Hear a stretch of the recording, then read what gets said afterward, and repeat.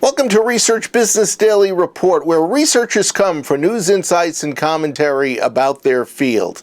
Information, knowledge, and insights about them and their businesses that impacts them both inside and outside their current place of employment.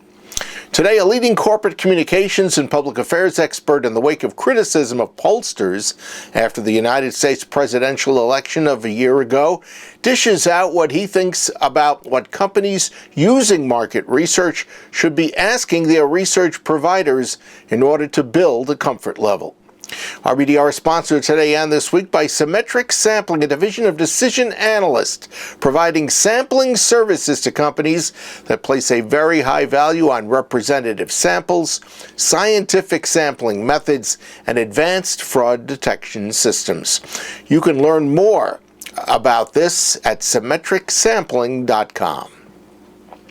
Writing for Forbes magazine, where he is a contributor, Richard Levick, a public relations and strategic communications guru, rhetorically asked businesses what they should think about market research that they have to do, considering the mistakes that pollsters made in predicting the 2016 presidential election. What does it mean to research that companies are commissioning? That question, I thought, made his column especially important.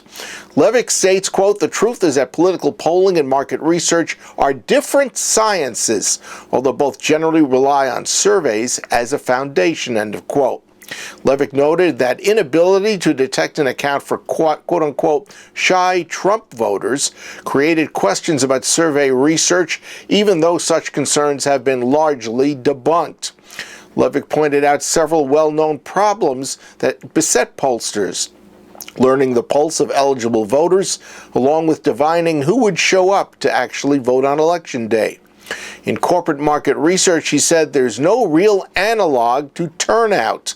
There is less time sensitivity in corporate research, unlike the necessity of Election Day precision. The more of a staple a marketed good is, Levick said, the less likely differential turnout will be to create false signals. So here are just a few of the questions that Levick suggests marketers should be asking of their research providers. What is your market researcher doing to ensure respondents can take your survey on any device and at any time? What is your market researcher doing to reduce survey length and to improve on-screen design? What is your market researcher doing with behavioral science to upgrade survey design and avoid predictable biases impacting response and data reliability?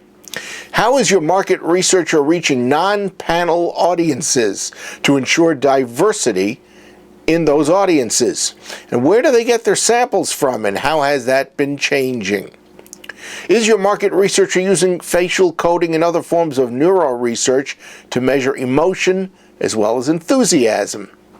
Are they using A, passive clickstream to measure engagement, B, usage data to gauge customer online behavior, and C, geo-triggering surveys to track use in line with location?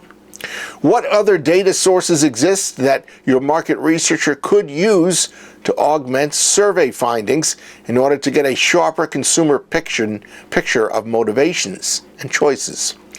Quote, the answers to these questions, Levick said, should give you some comfort and some ideas on how your research can improve, end of quote.